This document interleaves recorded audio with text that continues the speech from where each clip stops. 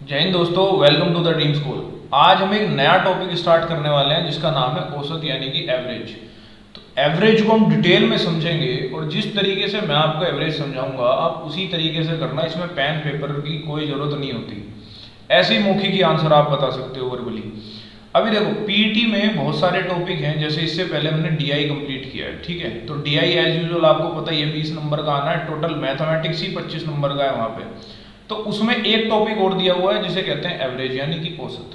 तो ये भी पीईटी का एक टॉपिक है, तो हमें इसे करना है एग्जाम से पहले पहले बहुत अच्छी तरीके से। तो आप इसको समझने की कोशिश करना। बिफोर स्टार्टिंग में आपको एक बात बताता हूँ। एक यदि आपको किसी कभी भी एवरेज निकालो, एवरेज का मतलब क्या होता है? एवरेज का मतलब होता है सब पर बराबर। क्या मतलब होता है? सब पर बराबर, सब पर बराबर, ठीक है। यानी कि आप ऐसे समझो, अगर मैंने कहा कि 10 आदमी हैं और उन पे औसत 10 रुपए हैं, इसका मतलब हर इंसान पे 10-10 रुपए हैं, हर इंसान पे 10 रुपए। समझ में आई बात आपको? ये छोटी सी बात अपने दिमाग में बैठा लेना कि एवरेज का मतलब होता है सब पर बराबर। बस इतने ही आपको ध्यान रखना। अब आप देखना इससे कितनी आसानी से और कितनी बढ़िया हम लोग क्वेश्चन करते हैं। देखो एक एग्जाम्पल के साथ लेता हूँ, मैं ये बात आपको समझाने की कोशिश करूँगा। सपोज ये कुछ हैं व्यक्ति हैं, ठीक है, कुछ क्या है व्यक्ति हैं ये, और इन सब पे कुछ पैसे हैं। जैसे मैं अपनी तरफ से इन्हें डिस्ट्रीब्यूट कर देता हूँ। सपोज इसके पास 40 रुपये हैं, इसके पास 35 रुपये हैं, इसके पास 50 रुपये हैं, इसके पास 65 रुपये हो गए, इसके पास मात्र ही 25 रह गए, ये 70 रुपये हो गए, ठीक है। ये मान लो इसके पास कितने, इसे कितने देते हैं, इसे 55 रुपये दे देते हैं, चलो ये इनके पास कुछ पैसे हो गए, ठीक है। तो आप इसे औसत का फॉर्मूला समझना चाहे फॉर्मूला समझ सकते हैं, ठीक है ना। जैसे औसत का बेसिक फॉर्मूला जो आपको किताबों में लिखा हुआ मिलेगा वो क्या होता है? औसत बराबर योग बटे संख्या, योग बटे संख्या। इसका मतलब क्या हो गया आप समझेंगे यहाँ से। इन सभी को जोड़ो, इन सभी को जोड़ो, ठीक है, तो योग आ जाएगा। और जितने ये हैं, कितने, 1 2 3 4 5 6 7, और 7 से भाग कर दो तो ये हमारा औसत निकल जाता है।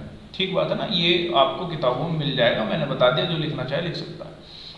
लेकिन मैं ये कह रहा हूँ आपको इसको इस्तेमाल करने की ज़रूरत नहीं है। कैसे ज़रूरत नहीं है? हालांकि पता होना चाहिए लेकिन ज़रूरत नहीं है। कैसे नहीं है मैं बताता हूँ आपको। अभी मैंने आपसे बताया कि औसत का मतलब है सब पर बराबर, ठीक बात है, सब पर बराबर। आप ऐसे क्वेश्चन में जब भी ऐसे दिया ना, बहुत सारी संख्या दे दी और बताओ इनका औसत है, आप अपनी तरफ से जो आपका मन करे आप औसत मान लो, जो आपका मन करे आप। मैं यहाँ पे कह रहा हूँ कि मैंने मान लिया कि इनका औसत है 50, कि सब पर 50 रुपये होने चाहिए, ये मैं अपनी तरफ से मान लिया। अब ध्यान देना, ये जो है सरदार जी जो है, इनके पास कितने रुपए कम है? तो तुम कह दोगे जी इनके पास 10 रुपये कम है। कैसे?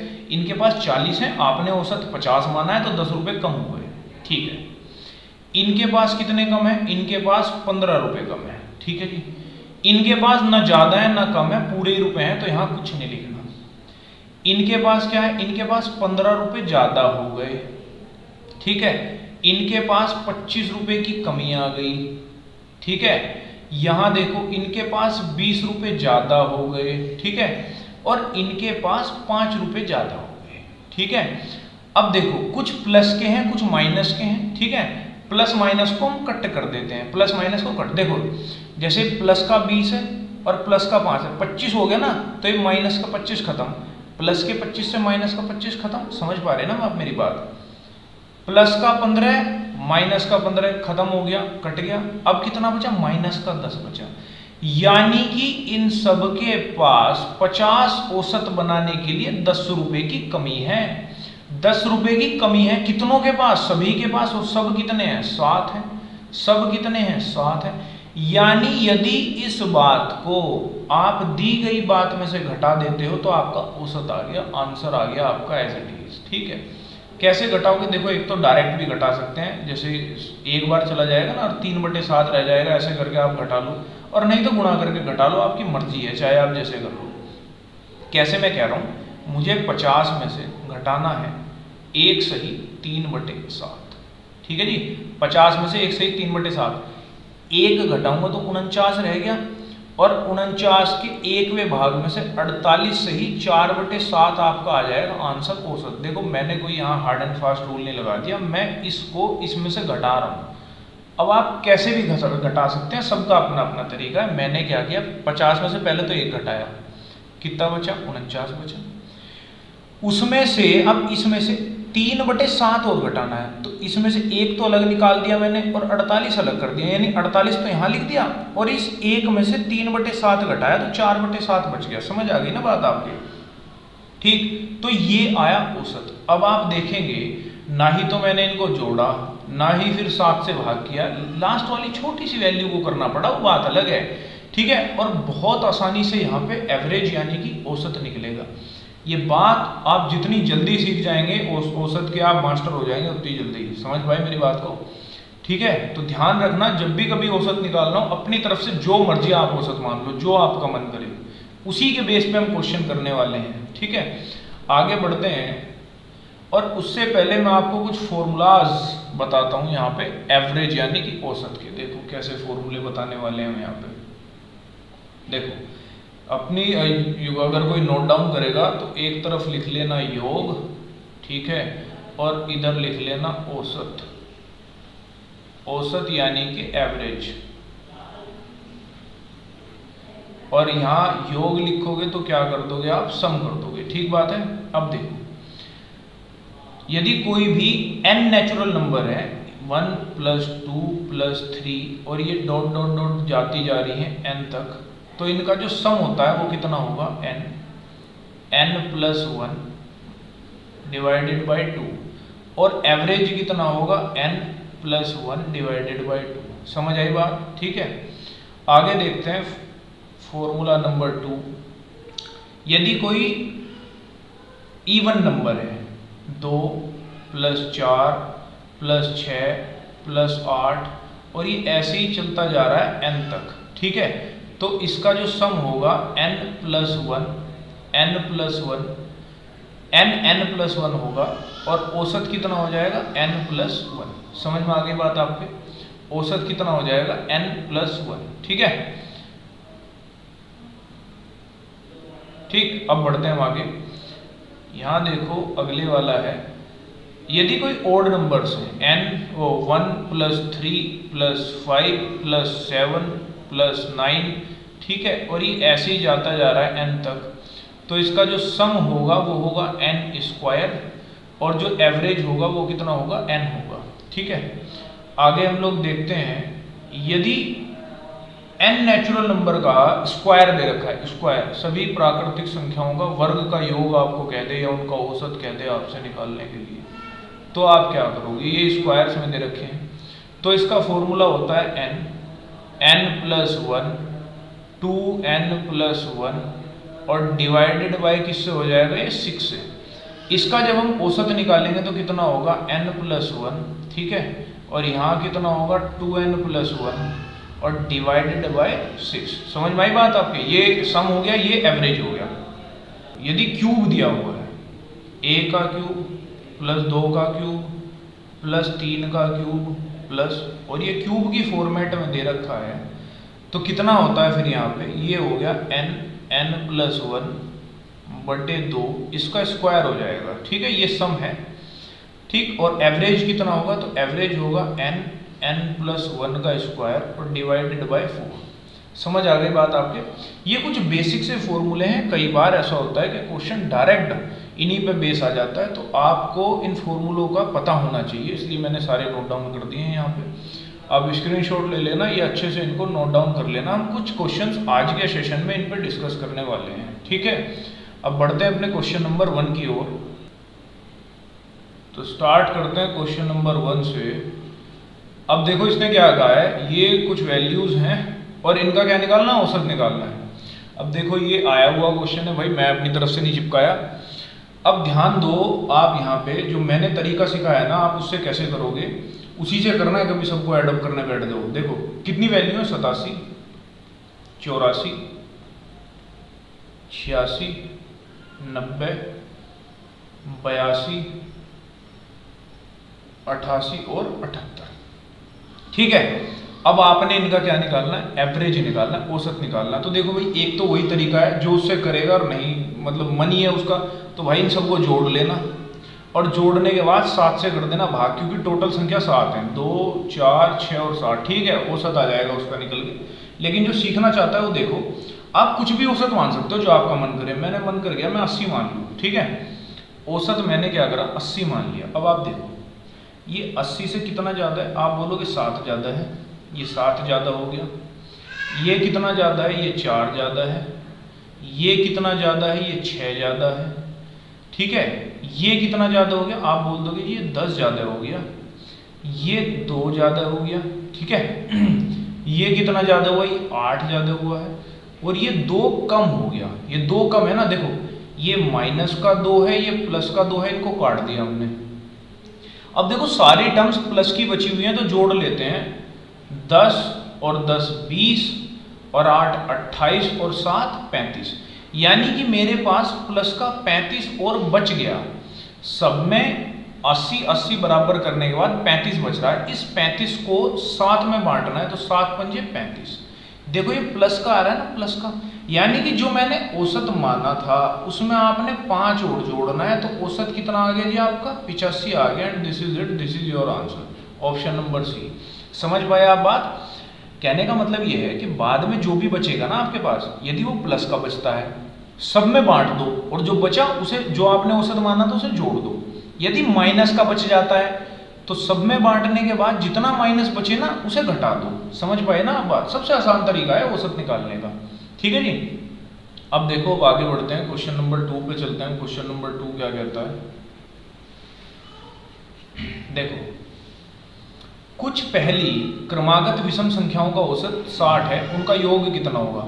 अभी आपको बता के आया हूं कि ओड नंबर का योग होता है n, ओड नंबर का औसत यानी कि एवरेज होता है n, और योग कितना होता है n स्क्वायर। वो कह रहा है n का मान 60 है, तो n स्क्वायर का मान कितना हो जाएगा 3600। And this is your answer, ठीक है ना, 3600। इसलिए मैंने कहा था कि आप वो फॉर्मूला जरूर देख लेना, ठीक है ना। ओड नंबर्स का औसत उसने दिया है और पूछा है सम बताओ, तो सम आ गया 3600। समझ पाए आप बात को, ठीक है। अब देखो क्वेश्चन नंबर 3,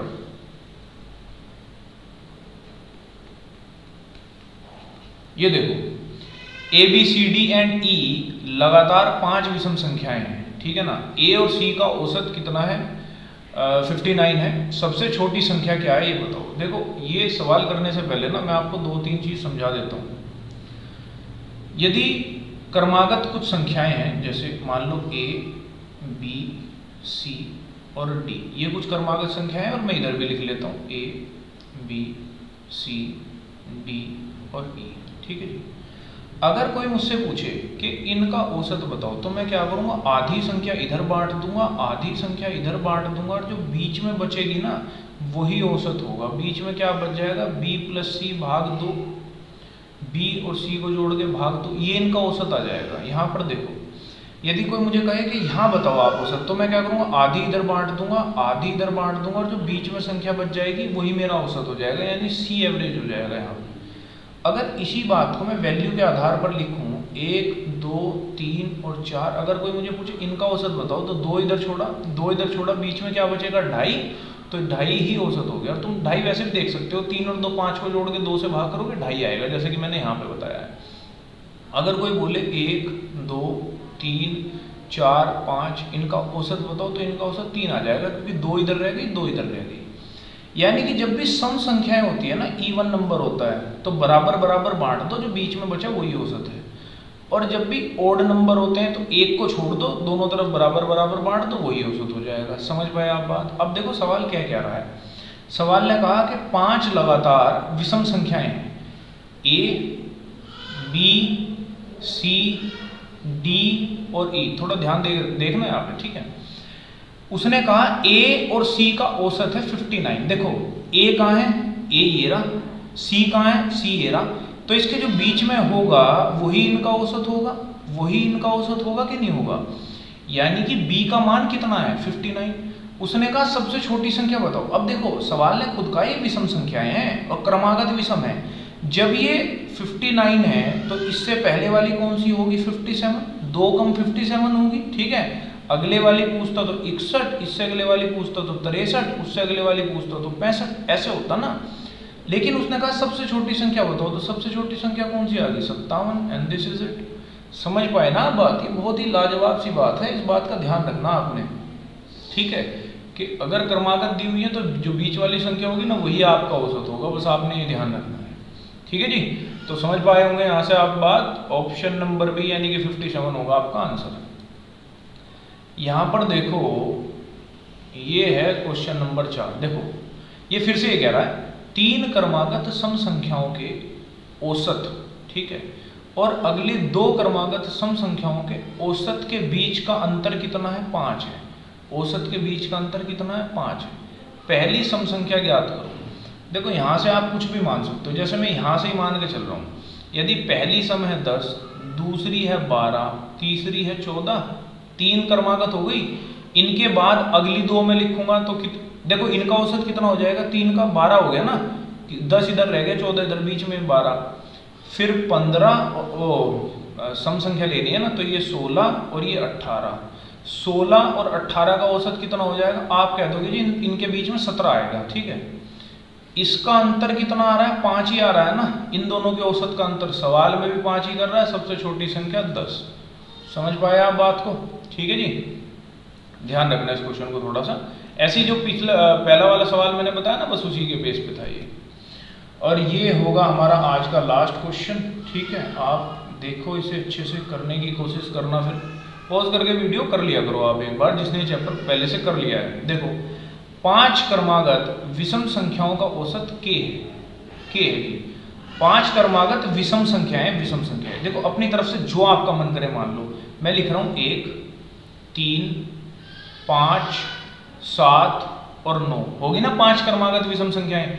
इनका औसत क्या हो जाएगा? ये 5 हो जाएगा, यानी इस 5 का मान k इसने दे रखा है। आगे बढ़ते हैं। यदि अगली 3 विषम संख्याओं को जोड़ दिया जाता है, इससे अगली 3 कौन कौन सी होंगी? 11, 13 और 15।